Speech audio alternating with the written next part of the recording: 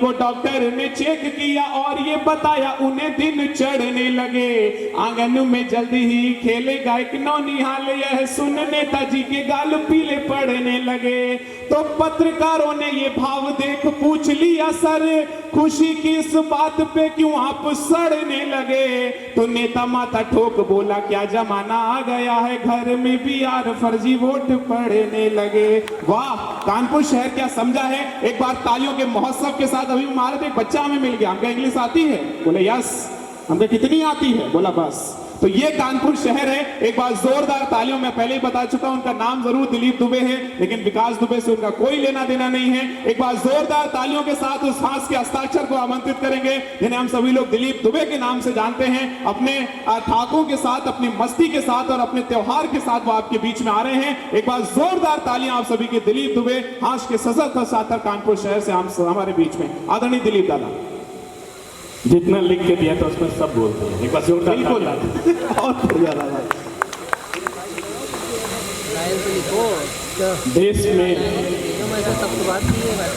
आवाज बढ़ाओ। समाज के चौथे स्तंभ को प्रणाम करते हुए इस मंच पे उपस्थित देश के जाने माने अंतर्राष्ट्रीय ख्यात तत्व कवि, राष्ट्रीय कवि, अंतर्राष्ट्रीय कवि जो विद्वान है हमारे बीच में, जो विशिष्ट अतिथि हैं, मातृशक्ति है, सभी को प्रणाम करते हुए स्वागत, अपनी बात प्रारंभ करता हूँ। स्वागत है। स्वप्निल वरुण जी अभी आई, उनकी मातृशक्ति यहाँ पर पहले से विराजमान है। इस देश की आधी आबादी का प्रतिनिधित्व करने वाली सबसे पहले नारी शक्ति को प्रणाम करता हूँ। स्वागत है। सली जी बैठे हुए, और उस नारी शक्ति को सहन करने वाली सहन शक्ति को भी प्रणाम करता हूँ। बहुत बढ़िया, अच्छा है बाबा जी, बढ़िया। सहन शक्ति मित्रों, मैंने इसलिए कहा, आप जानते हैं कि देश में ऐसे ऐसे कानून आ गए कि किसी भी पुरुष ने अगर किसी भी महिला को घूरा, किसी भी पुरुष ने अगर किसी भी महिला को घूरा तो समझ लो अंदर जाने का इंतजाम हो गया पूरा। बढ़िया दादा। मैं तो साहब अपनी पत्नी तक को नहीं घूरता हूँ, बल्कि वही मुझे घूरती। गणेश जी की दो पत्नियां, एक का नाम रिद्धि, दूसरे का नाम सिद्धि, हमारी एक ही चार के बराबर, क्योंकि बहुत ही जिद्दी। वो समय चला गया जब महिलाओं को अबला कहा जाता था, अब तो महिलाएं सबला हो गई। ऐसा नहीं, मैं आपको यूं ही बता रहा हूं, बल्कि तर्क और अनुभव के आधार पर बताने जा रहा हूं। पहले मैं घर जाता था, पत्नी को 500 का नोट टिकाता था, पत्नी एक हफ्ते तक घर का खर्च चलाती थी, मेरे पास आती थी, कहती थी अबला। फिर मैं 500 का नोट टिकाता था, पत्नी एक हफ्ते तक घर का खर्च चलाती थी, मेरे पास आती थी, कहती थी अबला। अब मित्रों, मैं जैसे ही पहली तारीख को वेतन लेकर घर जाता हूँ, पत्नी दरवाजे पे खड़ी हो जाती है और कहती है सबला। बहुत अच्छे दादा। पहले मैंने अबला हुआ करती थी, अब सबला हो गई। मैंने अपनी पत्नी से कहा, हे जानलेश्वरी। अच्छा, हे जानलेश्वरी। मैंने अपनी पत्नी से कहा, हे जानलेश्वरी, वो 500 की नोट कहाँ गई जो यहाँ पे थी धरी? वो 500 की नोट कहाँ गई जो हमने यहाँ पे थी धरी? पत्नी बोली, आप इस बात पे मुझको लगा धक्का है कि आपने मुझे समझ लिया चोर उचक्का। उचक्का है, वाह। अरे मैं आपकी तरह कोई गलत फहमी नहीं पालती हूँ। जब भी मुझे पैसे की जरूरत होती है, मैं चोरी नहीं करती, डंके की चोट पे डांका डालती। बहुत बढ़िया, वाह। और मेरे ऊपर तो माँ लक्ष्मी का है विशेष आशीष। ये लो अपने रुपए 130। मैंने खिसिया कर कहा, बाकी का क्या जीएसटी लगाया है? और बात समझ आ जाए तो इस हाथ से उत्सव को महोत्सव में तब्दील कीजिएगा। मैंने कहा, बाकी का क्या जीएसटी लगाया है? वो बोली, वो तो मैंने 370 को हटाया। हाय हाय, बढ़िया बढ़िया बढ़िया दादा, वाह, बहुत अच्छे। निर्मल भाई हमारे साथ कई कवि हैं, बहुत अच्छे। जब हम लोग बहुत युवावस्था में थे, तब से कविताएं, तब से कार्टूनों में जाते रहे हैं। और आपकी बात बता दें साहब, अभी देखिए, मैं पत्रकारों को इसलिए प्रणाम करता हूँ, जिस पत्रकार अपने विषय में, देखिए साहब बैठे हो, पत्रकार अपने बिल्कुल सही सही लिखते हैं। समाज के चौथा स्तंभ कहे जाते हैं। एक जगह लिखा हुआ था उसमें अखबार में, विदेशी महिला के साथ छेड़छाड़, पहले कहते बुरा न मानो होली है, विदेशी महिला के साथ छेड़छाड़, नीचे दिया हुआ था हमारे विशेष संवाददाता द्वारा। बहुत बढ़िया, वाह। पत्रकार में जोरदार तालियां होनी चाहिए। लेकिन साहब, ये लॉकडाउन हुआ, कोरोना काल रहा, भले अखबार जो है साहब बता सब कुछ लॉक हो गया, लेकिन पत्रकारों ने अपने आप को डाउन नहीं होने दे। एक बार जोरदार तालियां, जोरदार तालियां, सही बात, बिल्कुल दिलीप दादा, बढ़िया।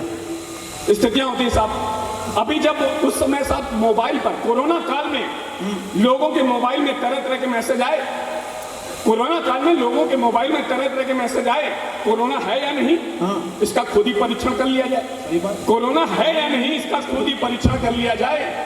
जो 30 सेकंड तक सांस रोक कर दिखाएगा अपने आप को कोरोना फ्री पाएगा। वाह। जो 30 सेकंड तक सांस रोक कर दिखाएगा अपने आप को कोरोना फ्री पाएगा। या सुनकर या देखकर बाबा जी बोले, या देखकर बाबा जी बोले मैं तो 45 सेकंड तक रोक कर दिखा चुका हूँ, मैं तो 45 सेकंड तक रोक कर दिखा चुका हूँ। हमारे मुकेश भाई बोले मैं तो 1 मिनट तक आजमा चुका हूँ। वाह। मैं तो 1 मिनट तक आजमा चुका हूँ। यह सुनकर हमारे निर्मल भाई बोले अरे 1 मिनट तो रोक कर तुमने कौन सा बहुत बड़ा चीज चलाया, हमने तो 1 दिन तक रोक कर दिखाया। बहुत बढ़िया। हमने तो 1 दिन तक रोक कर दिखाया। हम लोगों ने कहा कैसे, तो ये बोले ऐसे कि कल हमने अपने ससुर से कह दिया था कि सास कल ही आएगी, आज हमारे यहाँ रुक जाएगी। बढ़िया, बहुत अच्छे दिली दादा। वाह। साहब यहाँ पे इस मंच पर जहाँ पर अखिलेश मिश्र जी जैसे रचनाकार हैं उपलब्ध हो, यहाँ पर उपस्थित हो, डॉक्टर सुरेश अंतर्राष्ट्रीय रचनाकार हमारे, चाहे हमारे लोकेश शुक्ल जी हो, यहाँ पर मुकेश श्रीवास्तव, हमारे सभी बड़ी भाई जितने भी यहाँ पर सब उपस्थित, कोई राष्ट्रीय स्तर का कवि है, कोई अंतर्राष्ट्रीय स्तर का कवि है, मैं ब्रह्मांड का कवि। बहुत बढ़िया। आप मेरा असर ब्रह्मांड का कवि के अवस्थी जी बैठे जानते हैं।